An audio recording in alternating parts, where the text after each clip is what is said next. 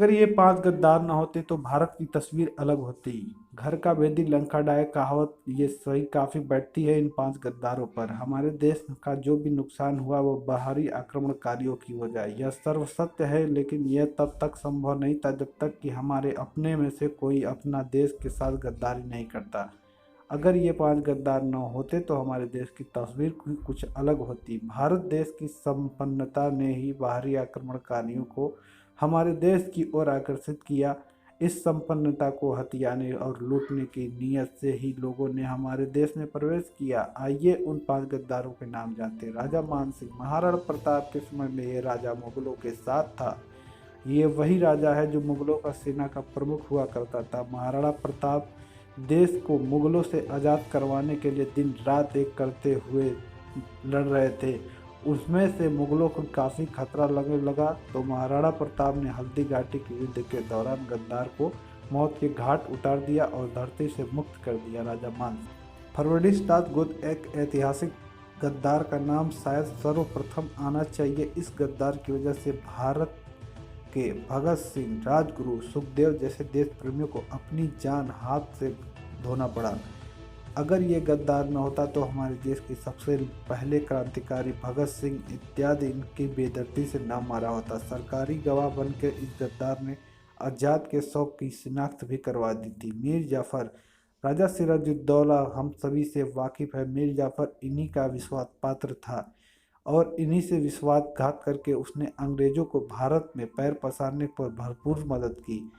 विश्व प्रसिद्ध प्लासी युद्ध के दौरान मीर जाफर ने अंग्रेजों की भरपूर मदद की। इस युद्ध के दौरान भारत के देश में ब्रिटिश शासन की शुरुआत हो गई थी। इसकी गद्दारी से अंग्रेज भी परिचित थे। वह जानते थे कि जिसे अपना राजा धोखा दे सकता है वो कभी भी अवसर पाने पर उन्हें भी दे सकता है। अतएव अंग्रेजों ने मीर कासिम की मदद से मीर जाफर को मौत के घाट उतार दिया। जयाजीराव सिंधिया। यह ग्वालियर के राजा थे जो कि इनका परिवार आज एमपी की राजनीति में सक्रिय है। बेहद आराम तलब और आलसी किस्मत के थे। रानी लक्ष्मीबाई के खिलाफ अंग्रेजों के साथ मिलकर कूटनीति तैयार की थी और इस कूटनीति के अंतर्गत रानी लक्ष्मीबाई जैसी वीरांगना की मौत की भी वजह बने थे। यह पूरी तरह से अंग्रेजों के पक्षधर थे। रानी लक्ष्मीबाई जैसे वीर स्त्री भारत का विध्वंसक का कारण बन गई। राजा जयचंद राठौर। राजा जयचंद पृथ्वीराज की दुश्मनी सार्वजनिक थी। इस दुश्मनी का फायदा अफगान के शासक मोहम्मद गजनी ने उठाया। राजा जयचंद को दिल्ली का लालच देकर उन्हें पृथ्वीराज के खिलाफ अपने साथ मिलाया। जयचंद को दिल्ली के शासक बनने का बेहद आकर्षण था। पृथ्वीराज चौहान ने बेहद वफादारों में से एक था। कवि चंद्र बरदाई इन्हें अपनी पुस्तक में पृथ्वीराजों का जिक्र किया है कि गद्दारों की अधिकता के कारण भारत पर आक्रमणकारियों का बोलबाला हो गया था।